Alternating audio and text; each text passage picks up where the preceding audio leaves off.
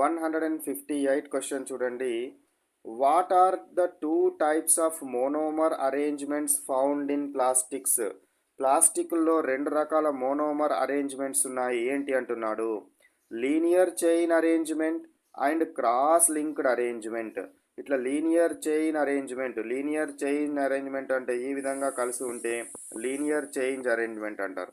ఇట్లా కాకుండా ఇలా ఇంకా ఎక్కువ ఈ విధంగా వీటి యొక్క చైన్స్ కనుక ఇట్లా ఎక్స్టెన్షన్స్ కనుక ఉన్నట్టయితే వీటిని క్రాస్ లింక్డ్ అంటారు. ఏమంటారు? క్రాస్ లింక్డ్ అని అనడము జరుగుతుంది. ఇట్లా లింక్ అయి ఉంటాయి, క్రాస్ లింక్డ్ పాలిమర్స్.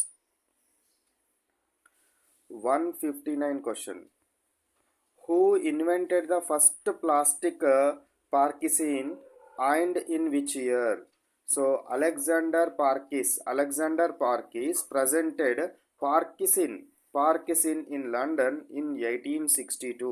1862 లోపల ఫస్ట్ ప్లాస్టిక్ని పార్కిసిన్ అనే సైంటిస్ట్, అంటే పార్కిసిన్ అనే మెటీరియల్ని అలెగ్జాండర్ పార్క్స్ అనే సైంటిస్ట్ లండన్లో మొట్టమొదట దాన్ని తయారు చేసినాడు.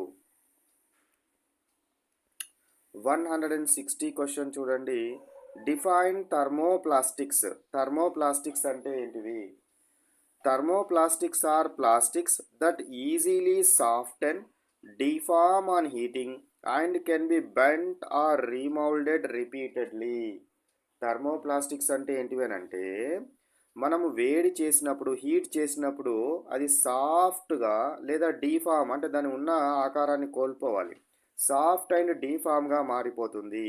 అట్లా ఈజీగా మారుతుంది కాబట్టి ఒకవేళ అది ఇరిగిపోయినప్పుడు కానీ మనకు అవసరం లేనప్పుడు కానీ మళ్ళీ దాన్ని రీమౌల్డ్ చేయడానికి అవకాశము ఉంటుంది.